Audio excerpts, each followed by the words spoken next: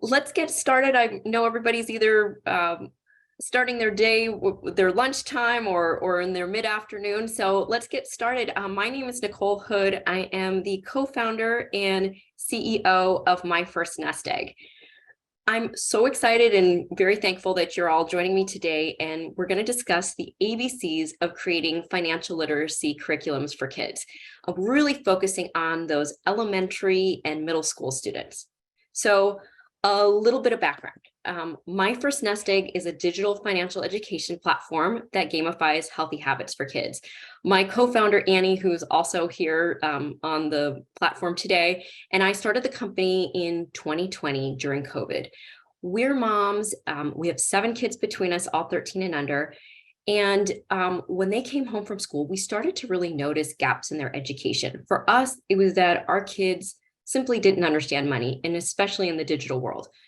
We looked for other ways to teach them about money, but when we couldn't find a solution that was really age appropriate and fun, we decided to make one. So for the last 3 years, working with behavioral psychologists, educators, and parents, we've been building digital and in-person curriculums to teach kids about money. And I'm really excited to share with you what we've learned in building these curriculums. So let's just get this out of the way.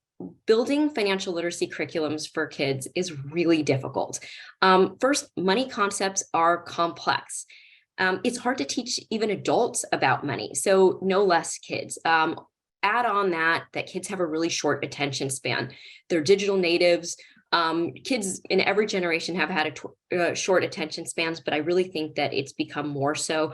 COVID has not helped that at all. There's no standardized curriculum. While there are national standards that can help you build a great and useful curriculum, there is nothing that you can just pick up and go and use. It takes, for all of us that have built curriculums, it takes a lot of time.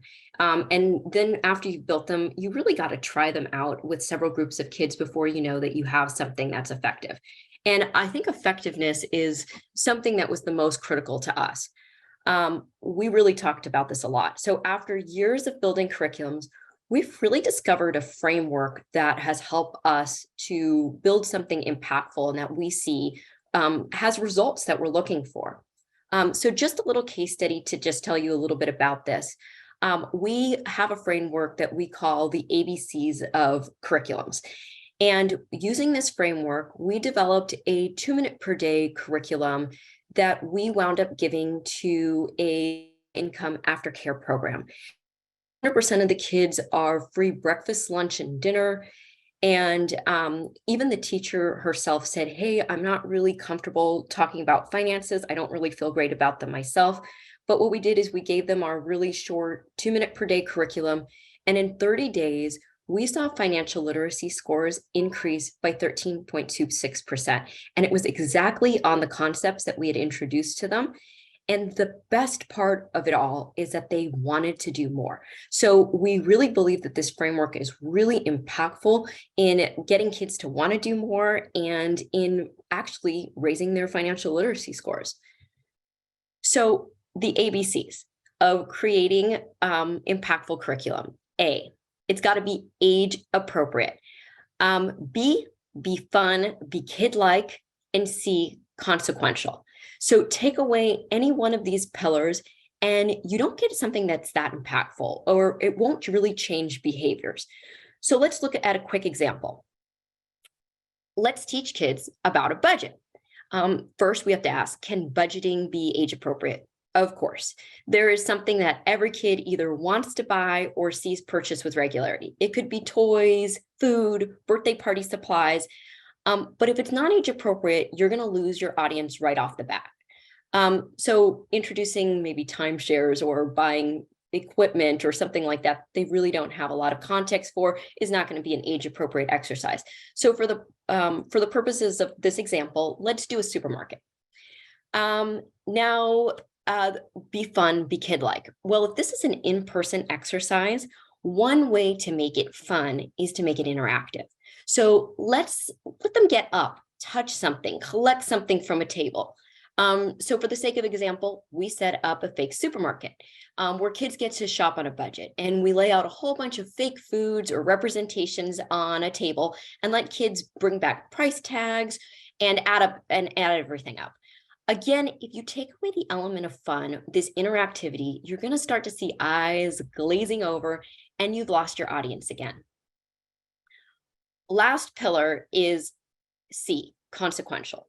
The other two pillars are really for engagement, but making something consequential means that you're building a lesson that may impact a future choice. In this example, I would put a whole bunch of red herrings somewhere on this supermarket table. Ice cream, toys, junk food, things that ensure that if they're not careful, they're going to blow their budget. So letting them make anticipated mistakes and then giving them an opportunity to fix those mistakes is what makes a curriculum consequential. So our ABCs: A, age appropriate; B, be fun, be kid-like; C, consequential. We're also going to hit on D for digital, and E, engage the whole family. We really want those parents to be involved in the learning. So let's talk first about age appropriate. Okay, no one expects that when you go to a school or start hosting a program for a group of kids that you're going to have a completely different curriculum for each grade or classroom. Many times, even the appropriateness of a curriculum can vary between second grade classrooms depending on socioeconomics or other factors. But a way you can expand the broadness of your curriculum is to gauge and adjust. This should be your first move in every situation. And the best way to do this is by asking a simple question. Raise hands, can anyone tell me what a budget is? Or raise hands, can someone explain interest? The number of hands that get raised, the quality of the answers will tell you how to proceed, where to start, and then what language to use. I always have a book or two on hand that are really a great place, like just if your classroom really needs some extra help or has never been really introduced to the subject. Little books, I never read the whole thing, but it's a great place to just start. Annie and I have curated a list of books that we absolutely love bringing into classrooms. And so feel free to reach out. We're happy to share those with you. The next thing, other ways that you can really make something age appropriate, again, that interactive piece, bite-sized. Kids have short attention spans. So if it's bite-sized, if you're introducing a concept, break it up with something else in the middle, a joke, a little word puzzle that they can do, but don't have them constantly be exposed to too much information at once. Give them a little bit of chance to process. Making your materials colorful and eye-catching is really important. So a black and white PowerPoint is probably not the best way to get kids excited and to really make it an age-appropriate solution. Inflation is the decrease in the purchase power of money. Prices of goods and services shall increase.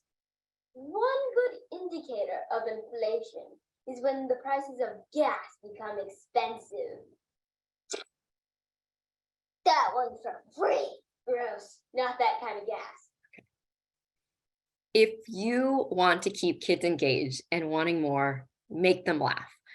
Don't be afraid to be goofy with kids. The Who Was Show is a really popular Netflix special that teaches kids about historical figures. And 90% is music, slapstick, and potty humor.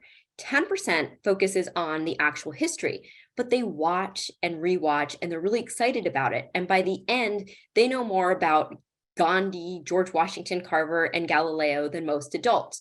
So videos, jokes, again, interactive sessions, that's what brings the fun.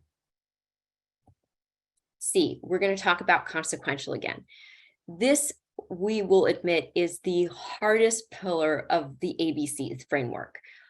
It's hard to bring the balance of being fun, kid-like, engaging, and then also being consequential. And it's really easy to make mistakes here. We've definitely run into that when we started building our curriculums, where maybe it was a lot of great information, but it wasn't fun. Or it was really fun, but it wasn't that consequential. For instance, before we were doing our 2-minute per day curriculum, we were also doing financial fun facts. And while kids loved hearing about, how many coins would be the same size of an elephant or the name of the eagle on the back of the quarter, it really wasn't consequential. It wasn't going to make them change their money behaviors in the future. So this is an easy place to make a mistake, but once I feel like you nail it, you're really able to combine the three. So much of the failing of financial literacy is the failure to grasp basic concepts. So don't be afraid to introduce, reintroduce, and then reintroduce again basic concepts until you believe there's mastery. For instance, with that case study we talked about and those group of kids at the low income aftercare program, we gave them our 2-minute per day curriculum. And the first 7, 8, 9 days focuses on needs versus wants. Well, when we went into the classroom and met with the kids and talked to them, and we ran one of our in-person curriculums, one of the boys came back from the shopping and he was like, "Hey, don't get the ice cream. It's a want, not a need." And so I gave him a thumbs up. And one of the other boys started telling us a story about how another classmate was bragging about having $120 or $150 sneakers. And he said, "You know what? That was a want, not a need. My sneakers are good too." And I loved that they had empowerment over these terms, which really means like give them these concepts and maybe it's going to change their behavior. For them, they already internalized it and it had real world consequences for them. Where do you come up and where do you find which concepts should be introduced? Well, Jumpstart Coalition and the Council for Economic Education have national standards that you can refer to and figure out what concepts you should be introducing to kids. The knowledge, skills, decision-making, all of that is laid out. While the curriculum is not necessarily, there's no curriculum laid out, at least you'll know what concepts are really great to introduce and at what age. Finally, we always look to tie anything that we teach that's consequential back to real world consequences. So the more that you can help them understand it in their daily life, the better. D, digital. If you want to have a lasting impact and really continue the learning, it has to continue outside of any classroom or any 1-hour seminar or any program that you're running for kids. So giving them some digital options, videos, apps, web-based options, all of those are really great. So allowing the learning to continue outside the classroom. One of the things that really makes digital learning impactful is when there's gamification. And it doesn't have to be anything tangible, points, an emoji that graduates to something else, coins that aren't actually real coins are all ways that we can motivate kids. They love seeing a score increase. They don't want to see a score decrease. They like comparing themselves against friends for that. And then your digital solution always has to follow the original ABCs that we've already talked about. E, engage the parents. When it comes to money, your parents are going to be excellent teachers. And so what we want to do is arm them so that they can also be part of that teaching and learning process. Money is so value driven that if you don't involve the parents in teaching what's important to our family, let's talk about why we're saving up for this trip, why we're not going to spend money on toys and we'd rather go out to dinner as a family. It's really important to arm the parents so that they can continue these lessons on at home. When you're giving parents a tool, however, it's got to be a useful tool. So many times my kids have been part of programs and they take home these great pamphlets and I really intend to look back at it and get a lot of help from it.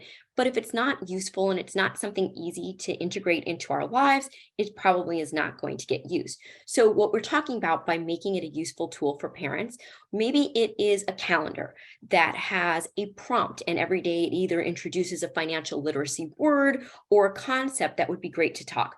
Or maybe it's a chore and allowance app that has financial literacy built into it.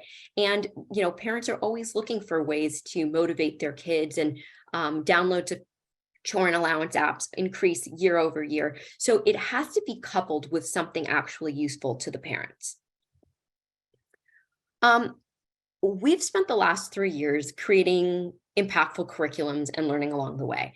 As we delve deeper into our mission of teaching kids about money, we realized the power of collaboration. And while our platform already provides age-appropriate, fun, and consequential financial education, we really wanted to amplify our impact and reach even more kids. That's when we started partnering with our financial institutions who share a vision of equipping the next generation with financial skills. We offer a completely turnkey financial education system that seamlessly integrates with your brand and introduces kids to digital banking with your name. So we've white labeled all of our digital and in-person curriculums. We've gamified the digital piggy bank and chore and allowance app to foster healthy money habits. And we also provide landing pages with videos and expert articles. Imagine introducing kids to digital banking with your institution's brand and making it a personalized digital platform filled with interactive activities, educational games, engaging content, all really designed to teach them about money in a fun and age-appropriate way. We handle all the heavy lifting, ensuring that the curriculum aligns with the highest educational standards, behavioral psychology research, and the unique needs of young learners. We've also gamified everything. So one of the ways that we've integrated gamification in is with chore puzzles. So pick the age of your child. We don't do the check the box chore and allowance system. Put an allowance amount, pick the age of your child, and a puzzle is automatically generated. Best of all, it's preloaded with all of the chores that a child this age could and should be doing. And as kids complete their chores, they're awarded puzzle pieces. Again, that's that gamification. It's not really anything tangible. It's just a puzzle piece. So small dopamine hits, but it's not until they complete the puzzle that they actually get the award that the parents and the kids have discussed. So we're really building that delayed gratification as part of that gamification. So our financial literacy question, the 2-minute curriculum of the day, can be used at home or in schools. And it's a little daily lesson. It really takes less than 2 minutes. It's based on national standards. And we're really excited that it's being proven effective with a huge range of kids. So the whole curriculum is there. It's short, it's bite-sized, it follows the ABCs that we've already discussed. So we even are white labeling our in-person curriculums. So again, there are lots of different ways to build these, but what we're doing is we're going out, testing these with lots of kids, and then by the time that we're packaging them up in a white labeled version for all of our partners, they've been tested with hundreds, not thousands of kids. And so two of the programs that we do, one is My First Budget, which is a little shopping opportunity for kids to try to stay on a budget, which is really young learners. We also do My First Business Boot Camp, which is intended for a slightly older child. So 3rd through 8th grade. And what's really incredible, we just ran this program with Annie and I went into a school and we worked with 150 5th through 8th graders. And it was really great to see giving them the opportunity to work in interactive groups and come up with their own businesses that solve issues that they see in their own lives. And along the way, you're introducing business concepts, you're introducing money concepts, but making it a really fun way to introduce kids to entrepreneurship and business basics. So I'm really glad that we got to talk about the ABCs of creating financial literacy curriculums. And if you're looking for help, we're really happy to help you, take our white labeled versions and implement and integrate them into whatever kind of programming you already have for youth. If you book a demo with me before August 31st, we're going to waive our customization fees. So we're really excited to hear from you and learn more about what you're doing with your own programming. And I'm really hoping that this was helpful. So I would love to open it up for Q&A. Megan, are you able to help me so that any of our participants who have a question, feel free to drop it in the Q&A section, or Megan, are they also allowed to ask questions in person? Yes. So if you go into the Q&A chat, they can't come onto the screen and talk, but if you, in the QA button down below, if you type your question, we might not be able to get to all of them today, but we will for sure get all of them answered either in an email follow-up or for sure on this call with you right now. Okay, great. I see a question about Canada. Right now, we have users all over the world using our platforming and programming.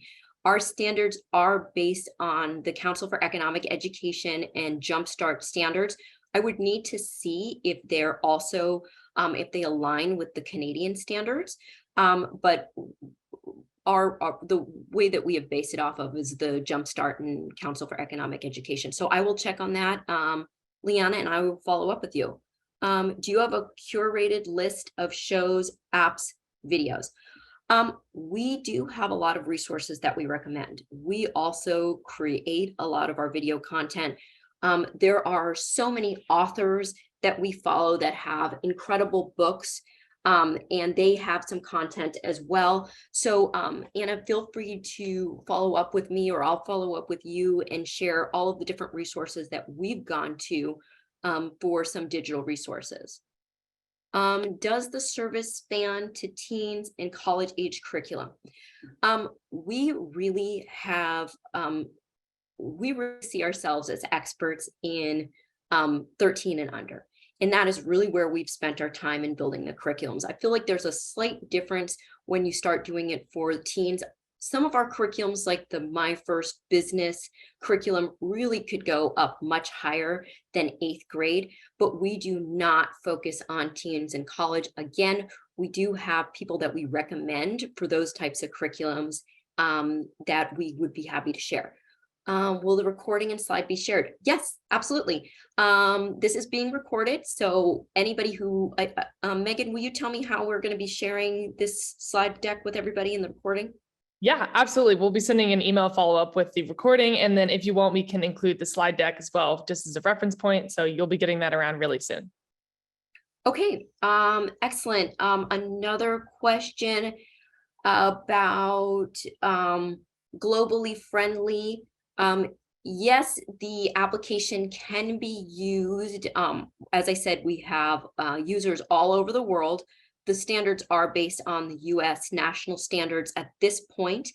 In terms of curriculum, while our app and our resources can be translated using Google Translate into almost any language, we have done a lot of work and investment as a company based here in Arizona in building a really specific Hispanic language platform. So we have a lot of our materials that are specifically written by Hispanic members of the community, so that they're really, all of our content, our articles, so that they're really meant to engage the Hispanic community, as well as being in English as well. Let me see some other questions.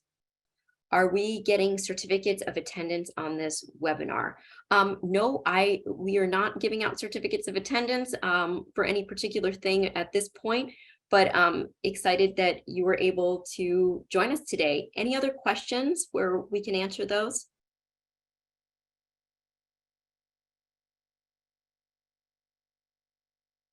Excellent. Well, thank you so much for joining us, and look forward to hearing from some more of you. And I really hope that some of these materials were helpful in helping you create some of your own financial literacy curriculums. Thank you so much.